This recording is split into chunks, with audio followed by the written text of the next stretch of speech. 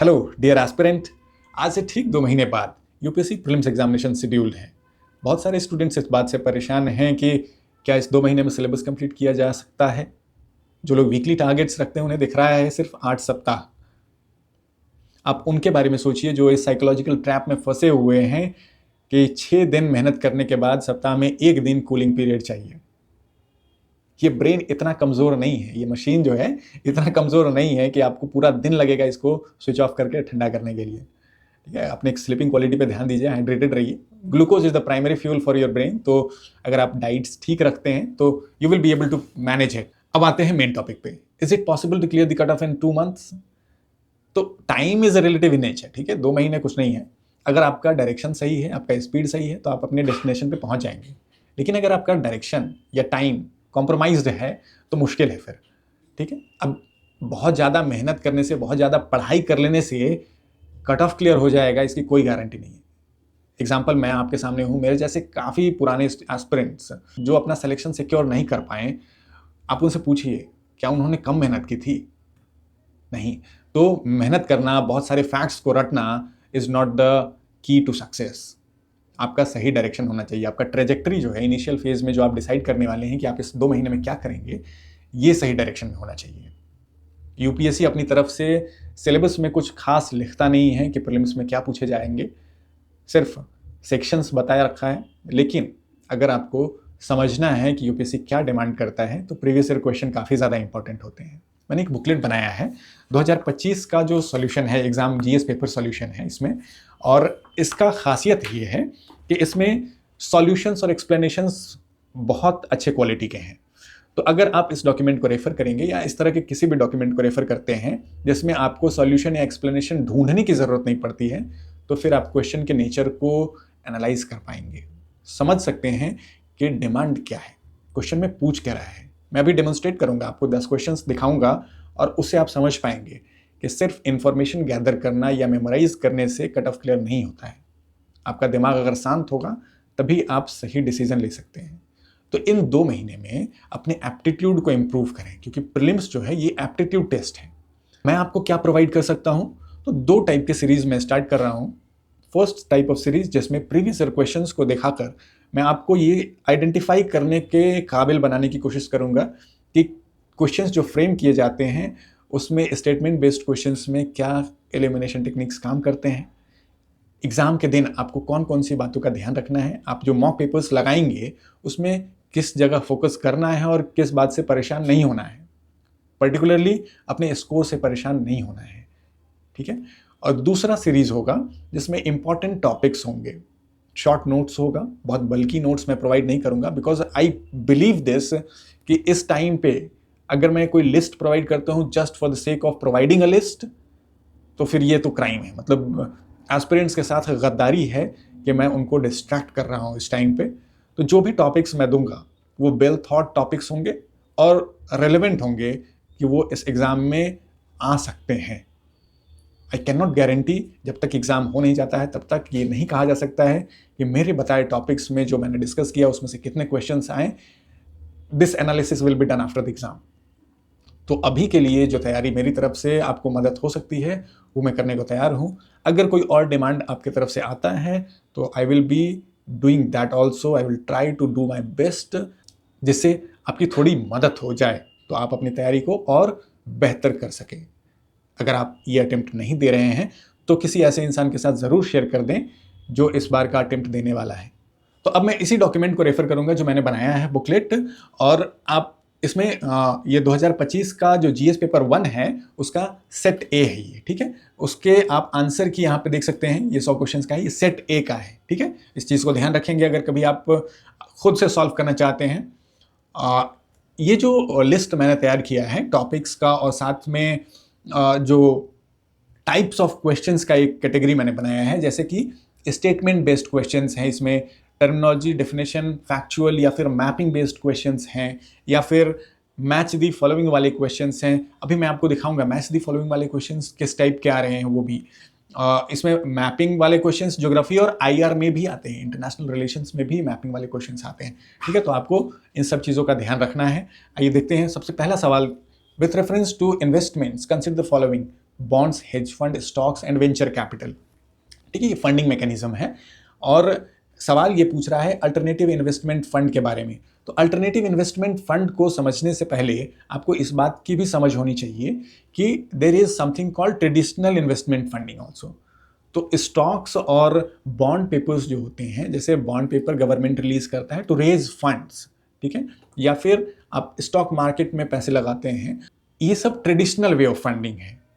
नए फंडिंग्स जो हैं ये हेज फंड्स और वेंचर कैपिटल से 1950s के टाइम पे ये डेवलप हुए, इवॉल्व हुए। हेज फंड्स का मतलब, हेज फंड्स और म्यूचुअल फंड्स आप जानते होंगे, ये पूल ऑफ इन्वेस्टमेंट होता है। मतलब एक फंड क्रिएट कर दिया गया, इसमें बहुत सारे जो इन्वेस्टर्स हैं वो अपना पैसा लगाएंगे और कुछ एक्सपर्ट्स इस फंड को मैनेज करते हैं और प्रॉफिटेबल बनाने की कोशिश करते हैं। उससे जो इंटरेस्ट या जो प्रॉफिट होता है वो आपको मिलता है। ठीक है, हेज फंड नया कॉन्सेप्ट है। वेंचर कैपिटल, वेंचर यानी कि स्टार्टअप्स को फंड करने के लिए जो मैकेनिज्म है उसको इस्तेमाल किया जाता है। तो यहाँ पे अल्टरनेटिव इन्वेस्टमेंट फंड के बारे में पूछा है। अब इसमें बात ध्यान रखनी है ये कि स्टॉक से या फाइनेंशियल मार्केट से, बैंकिंग सिस्टम से, इन सब से जो सवाल पूछे जा रहे हैं ना, वो पहले बेसिक सवाल स्टार्ट हुए थे, अब एडवांस्ड लेवल पे जा रहे हैं। आपको कुछ जो टर्मिनोलॉजीज हैं उसके डेफिनेशंस को समझना काफ़ी ज़रूरी है। ठीक है, सेकंड क्वेश्चन देखते हैं। Which of the following are the sources of income for RBI. अब इसमें क्या है, जो ट्रेडिशनल तरीका है हमारे पढ़ने का, आरबीआई के बारे में पढ़ेंगे, आरबीआई का हेडक्वार्टर कहाँ है, आरबीआई के गवर्नर कैसे अपॉइंट होते हैं, आरबीआई कौन से एक्ट के तहत काम करता है, उसका फंक्शन क्या है, क्या वो फिस्कल पॉलिसी बनाता है, मॉनेटरी पॉलिसी बनाता है, ये सब चीज़ें आप पढ़ेंगे। ठीक है, ये एक पैरेलल हुआ। दूसरा पैरेलल यूपीएससी ने यहाँ ड्रॉ कर दिया कि सोर्स ऑफ इनकम बताओ, आरबीआई कहाँ से, उसका सोर्स ऑफ इनकम क्या है आरबीआई का। ठीक है, थर्ड क्वेश्चन देखते हैं। थर्ड क्वेश्चन देखिए, 3 कॉलम में ये मैच द फॉलोइंग दे रहा है। फर्स्ट सेक्शन में क्या बता रहा है, कुछ ऑर्गेनाइजेशन का नाम दिया है। सेकंड सेक्शन में एक्ट के बारे में बताया है, इसके फंक्शंस के बारे में बताया है, क्या काम करता है ये। थर्ड कैटेगरी में मिनिस्ट्री के बारे में बताया है, किस मिनिस्ट्री के अंदर काम करता है। अब यहाँ ध्यान देने वाली बात यह है कि फर्स्ट कॉलम में अगर आप देखेंगे तो ministry directorate of enforcement, ED जो है, ये मिनिस्ट्री ऑफ होम अफेयर्स के अंदर नहीं, मिनिस्ट्री ऑफ फाइनेंस के अंदर आता है। ठीक है, तो यहाँ पे ये पोर्शन गलत है। अगर थर्ड स्टेटमेंट में देखते हैं directorate of system and data management, ये इसका मिनिस्ट्री सही है, मिनिस्ट्री ऑफ फाइनेंस, लेकिन जो इसका फंक्शन है उसमें आप देखिए carrying out big data analytics to assist tax officers, ये सही है। डेटा मैनेजमेंट है तो टैक्स ऑफिसर्स को असिस्ट करने के लिए है डेटा मैनेजमेंट। लेकिन बाद में फिर सेकंड सेक्शन इसका लिख रहा है नैबिंग टैक्स इवेडर्स। तो टैक्स इवेडर्स जो पैसे बचाते हैं, चोरी करते हैं टैक्स, इनको पकड़ने के लिए दूसरे ऑर्गेनाइजेशंस हैं, एनफोर्समेंट डायरेक्टरेट है। ठीक है, तो आपको ये चीज़ें भी ध्यान रखनी है कि आप किसी ऑर्गेनाइजेशन को अगर आप पढ़ रहे हैं, बहुत ज़्यादा न्यूज़ में है, तो उसका ऑर्गेनाइजेशनल स्ट्रक्चर तो आपको पता होगा, ये बेसिक नीड है। मैंने इसके पहले वाले क्वेश्चन में बताया कि आरबीआई के बारे में हम ट्रेडिशनली क्या पढ़ते हैं और यूपीएससी क्या पूछ रहा है। तो एडवांस रीडिंग का मतलब ये नहीं है कि आप ट्रेडिशनल चीज़ों को छोड़ देंगे। बेसिक समझ, बेसिक इन्फॉर्मेशन आपके पास होने चाहिए। और यही बात मैं शुरू में बोल रहा था कि अगर आपने पूरे साल तैयारी की है तो बेसिक इन्फॉर्मेशन आपके पास होगा, उसके ऊपर डाउट मत कीजिए। आगे आप एडवांस लेवल पे आप पहुंचने की कोशिश करें ताकि आप कॉम्प्रिहेंड कर पाएँ चीज़ों को। ठीक है, नेक्स्ट क्वेश्चन देखते हैं। क्वेश्चन नंबर 4 क्या बोल रहा है, consider the following statement. Reserve Bank of India mandates all the listed companies in India to submit business responsibility and sustainability report. अब यहाँ 2 कैच है। एक तो सबसे पहली बात है कि mandates all the listed companies in India.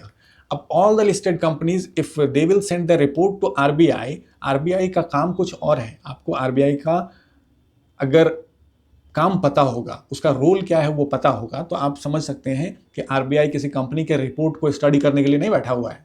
ठीक है, फिर भी मानते हैं अगर हमारा दिमाग रट्टू वाला है और हम बहुत रट रहे हैं कि सारे रिपोर्ट्स याद होने चाहिए, सारा इंडेक्स याद होना चाहिए, इंडिया का क्या रैंकिंग कहाँ था, कितने समिट्स थे, सब कुछ याद होना चाहिए, अगर इस माइंड फ्रेम के साथ आप तैयारी कर रहे हैं तो आपका दिमाग सीधा जाएगा इस रिपोर्ट वाले वर्ड पे। अरे भाई, ये किसी रिपोर्ट के बारे में पूछा है और ये रिपोर्ट तो मैंने पढ़ा ही नहीं है, ये तो मिस हो गया, गड़बड़ हो गया। तो गड़बड़ नहीं हुआ है अगर आप इस रिपोर्ट के फुल फॉर्म को ढंग से पढ़ेंगे। Business responsibility and sustainability report. ठीक है, तो रेस्पॉन्सिबिलिटी एंड सस्टेनेबिलिटी पे बात हो रही है। सेकंड स्टेटमेंट क्या बोलता है? In India a company submitting business responsibility and sustainability report makes disclosure in the report that are largely non financial in nature. तो ये नॉन फाइनेंशियल इन नेचर है, रिस्पॉन्सिबिलिटी एंड सस्टेनेबिलिटी रिपोर्ट है, इसमें finances discuss नहीं होंगे। ठीक है, तो फाइनेंसेस के लिए इसका नाम कुछ और होता, रिस्पॉन्सिबिलिटी नहीं होता, सस्टेनेबिलिटी नहीं होता। ठीक है, फाइनेंस के लिए कुछ कैपिटल इन्वेस्टमेंट होता या फिर अकाउंट्स रिलेटेड कुछ वर्ड्स इसमें होते हैं। ठीक है, तो इस रिपोर्ट का नाम ही रिस्पॉन्सिबिलिटी एंड सस्टेनेबिलिटी है, तो आप इस चीज़ से समझ सकते हैं। अगर मान लेते हैं कि ऑल द लिस्टेड कंपनीज वाला लॉजिक आपके दिमाग में क्लिक नहीं किया और आप इस रिपोर्ट वाले से परेशान हो गए तो मुश्किल होगी। अब जो क्वेश्चन फ्रेम कर रहा था उसके माइंडसेट में घुस के देखिए, उसने स्टेटमेंट 1 इस चीज़ को रखा है। स्टेटमेंट 1 ये भी हो सकता था, स्टेटमेंट 2 को अगर स्टेटमेंट 1 रखता तो कॉम्प्रिहेंड करना आसान होता। अगर कोई स्टूडेंट सबसे पहले स्टेटमेंट 2 को पढ़ेगा कि BRSR is largely non financial in nature, तो वो इस चीज़ को समझ जाएगा नाम से कि रिस्पॉन्सिबिलिटी एंड सस्टेनेबिलिटी फंड है, तो इसमें फाइनेंशियल नेचर नहीं होगा इसका। ठीक है, डिस्कस जरूर करेंगे लेकिन इसका डेटा एनालिटिक्स उस तरह का नहीं होगा कि फाइनेंसेस पे फोकस होगा। सेकेंड स्टेटमेंट पे आएगा तो RBI के बारे में देखिएगा कि अच्छा ये रिस्पॉन्सिबिलिटी, ये तो मतलब RBI का काम ही नहीं है वो, ये RBI मोस्टली तो फाइनेंसेस और मार्केट को स्टडी करता है। ठीक है, मॉनेटरी पॉलिसी को स्टडी करता है, उसको रिस्पॉन्सिबिलिटी एंड सस्टेनेबिलिटी रिपोर्ट से क्या मतलब है कि किसी कंपनी में क्या रिस्पॉन्सिबिलिटी वो निभा रहा है, क्या सोशल रिस्पॉन्सिबिलिटी वो अपनी पूरी कर रहा है, या कितना सस्टेनेबल है कंपनी, उससे RBI को क्या मतलब।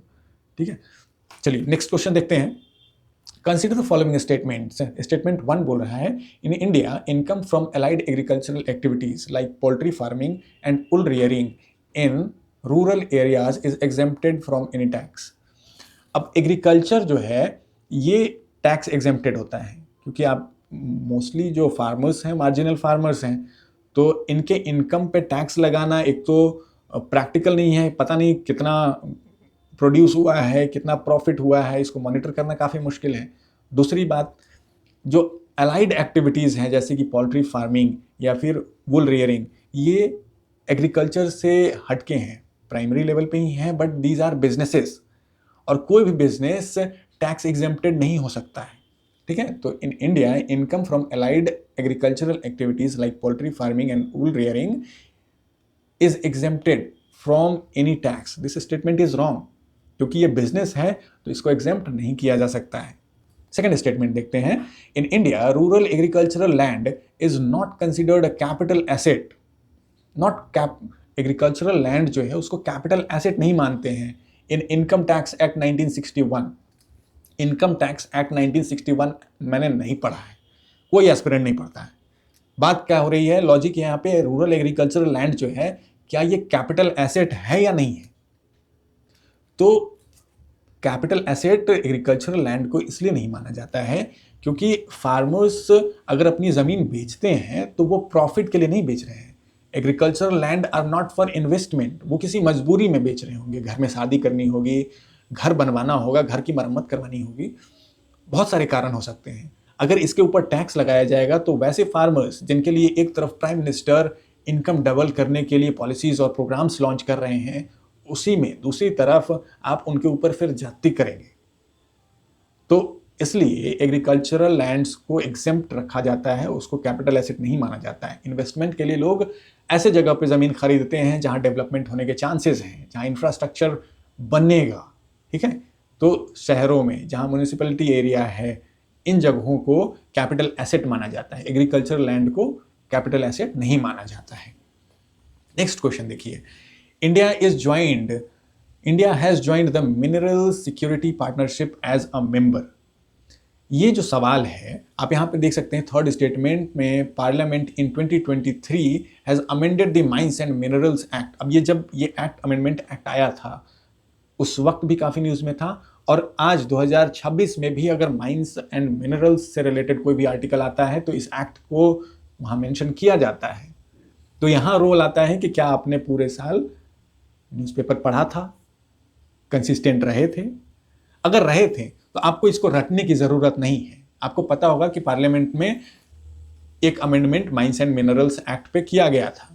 Composite licence for certain critical minerals, not all critical minerals. वहीं स्टेटमेंट 2 में देखिए, India is resource rich in all 30 critical minerals that it has identified. अब जितने भी आइडेंटिफाइड क्रिटिकल मिनरल्स हैं, इंडिया में एकदम रिसोर्स रिच है क्रिटिकल। अगर रिसोर्स रिच होता तो सेमीकंडक्टर इंडस्ट्री यहां पहले फ्लरिश होता। आज सेमीकंडक्टर इंडस्ट्री के ऊपर फोकस किया जा रहा है, इसीलिए क्योंकि यहां पे रिसोर्स रिच नहीं है, चाइना है रिसोर्स रिच कंट्री। ठीक है, तो अगर सिर्फ आप स्टेटमेंट 2 को हटा देंगे तो आपका आंसर आ जाएगा। बाकी ऑप्शंस में आप देखिए स्टेटमेंट 2 एक कॉमन है सारे ऑप्शंस में। ठीक है, तो यहां पे इंफॉर्मेशन हमको अगर 2023 वाला नहीं भी पता था, या फिर मुझे नहीं पता है कि India has joined the partnership as a member और नॉट, नहीं पता है, फिर भी सिर्फ एक लॉजिक से कि इंडिया रिसोर्स रिच नहीं है in all the 30 critical minerals, किसी में होगा, कोई एक क्रिटिकल मिनरल रिच होगा इंडिया में, लेकिन सब में नहीं हो सकता है, पॉसिबिलिटी बहुत रेयर है। तो इसलिए इस स्टेटमेंट को आप सेफली रिमूव कर सकते हैं। आगे आते हैं, क्वेश्चन नंबर 7 देखिए, as regards returns from the investment in a company generally bond holders are considered to be relatively at lower risk than stock holders. इसमें 2 टर्म यूज हुआ है, stock holder and bond holders. Stock holders कौन होते हैं? जो company में अपना stake रखते हैं। ठीक है, आपने शेयर होल्ड किया हुआ है कंपनी का, तो आप हो गए स्टॉक होल्डर। और बॉन्ड होल्डर कौन हुए? बॉन्ड होल्डर वो हुए जब फंड्स रेज करते हैं। क्वेश्चन नंबर 1 याद कीजिए, बॉन्ड्स रेज इसीलिए रिलीज किए जाते हैं ताकि फंड्स रेज किए जाएं। तो बॉन्ड होल्डर्स कंपनी को फंड करने के लिए उनका बॉन्ड खरीदते हैं। कंपनी ए है, वो बॉन्ड रिलीज करता है मार्केट में, और जो भी उस बॉन्ड को खरीदेगा वो उस कंपनी को कुछ सर्टेन अमाउंट पे करेगा। जो खरीद रहा है बॉन्ड, उसके वो क्यों खरीदेगा? ताकि अगर वो कंपनी फ्यूचर में ग्रो करता है तो उसका जो बॉन्ड का प्राइस है वो उसको जब वो बेचेगा तो मिल जाएगा। ठीक है, तो बॉन्ड का कॉन्सेप्ट जो है वहां से आप समझ सकते हैं कि bond holders temporary stakeholders होते हैं कंपनी के, वो कंपनी के मालिक नहीं होते हैं। ठीक है, उन्होंने सिर्फ फंड किया है, कुछ पैसे दिए हैं कंपनी को बॉन्ड खरीद कर। स्टेटमेंट 2 देखिए, bond holders are lenders to company whereas stock holders are its owners. Stock holders owners हैं क्योंकि उनका स्टेक है, उसमें उन्होंने कुछ शेयर होल्ड करके रखा हुआ है। और बॉन्ड होल्डर्स जो हैं वो सिर्फ बॉन्ड खरीद के कुछ पैसे दे रहे हैं कंपनी को, फंड कर रहे हैं। Third statement, for repayment purposes bond holders are prioritised over stock holders by a company. Obvious है, जिन्होंने पैसा पे किया है रीपेमेंट के लिए, बॉन्ड होल्डर्स पे रिलाई किया जाएगा। बॉन्ड्स रिलीज करो, उनको पैसा, उनसे पैसे ले लो।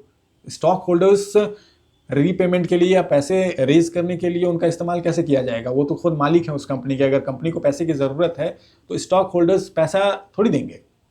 वो अगर देंगे, वो इन्वेस्ट करेंगे तो स्टेक्स उनका बढ़ेगा। ठीक है, तो पैसे रेज करने के लिए, फंड्स रेज करने के लिए बॉन्ड होल्डर्स के ऊपर रिलाई करना प्रायोरिटाइज किया जाता है। प्रायोरिटी है बॉन्ड होल्डर्स। स्टॉक होल्डर्स के ऊपर कब रिलाई करेंगे?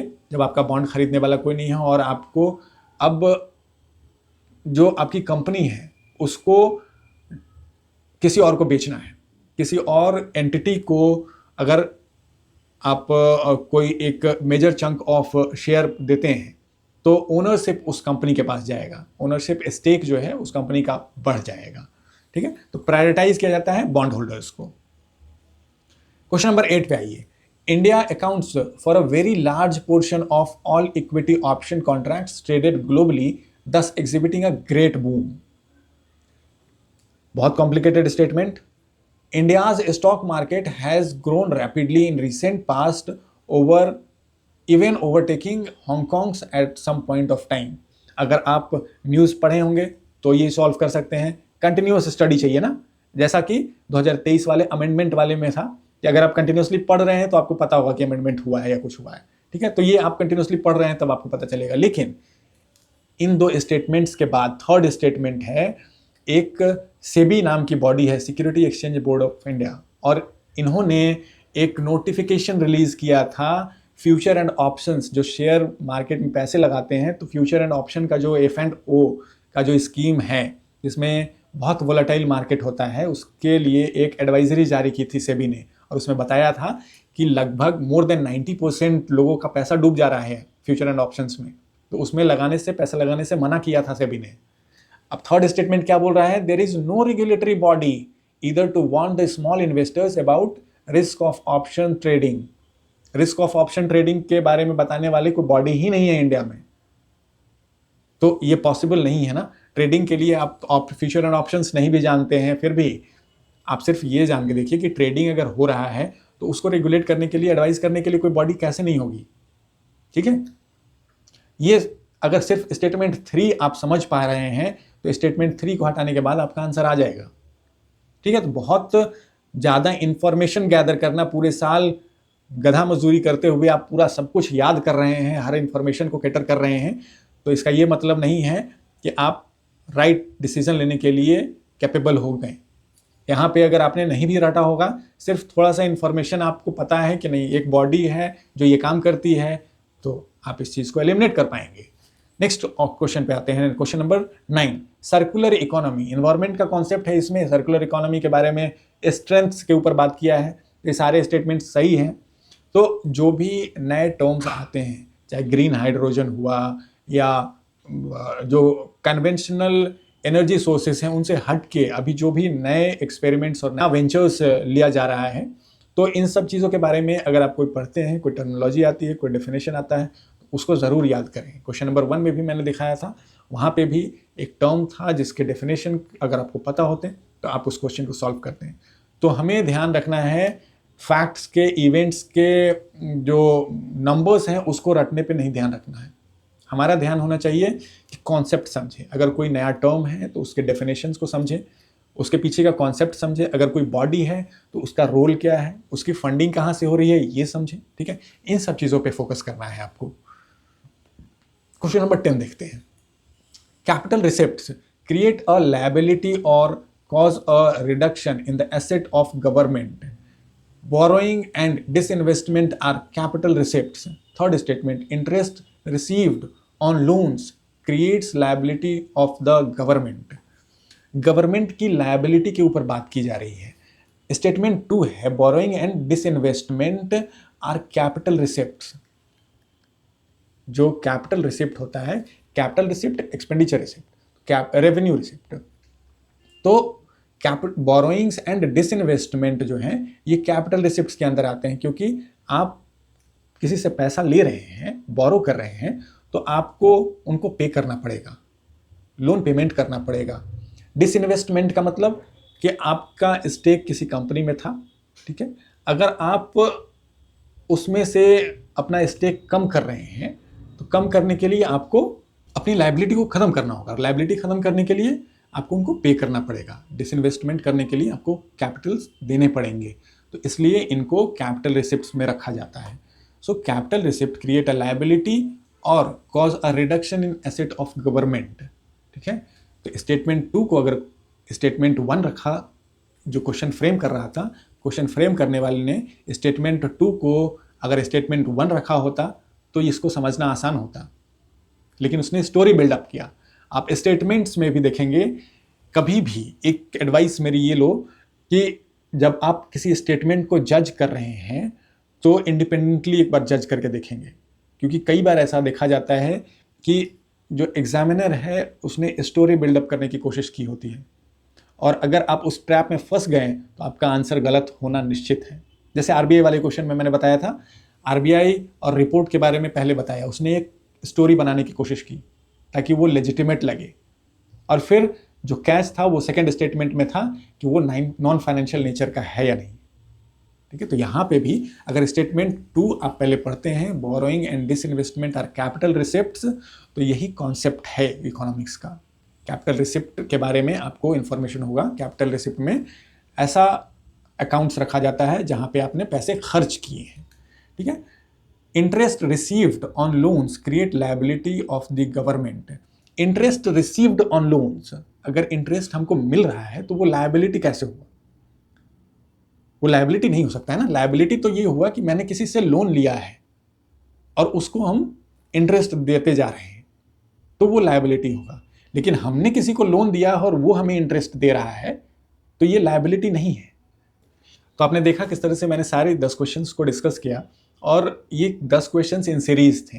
मैं अपने पॉइंट को प्रूव करने के लिए सेलेक्टिवली क्वेश्चंस नहीं चुन रहा था। सीरीज में 10 क्वेश्चंस थे और उन सबको हमने देखा। ठीक है। So after this live demonstration आप इस बात को समझिए कि फैक्ट्स वाले लेवल से ऊपर उठकर आपको अंडरस्टैंडिंग वाले लेवल तक पहुंचना होगा, तभी आप प्रीलिम्स में काम माइंड से सॉल्व कर पाएंगे सवालों को। All the best.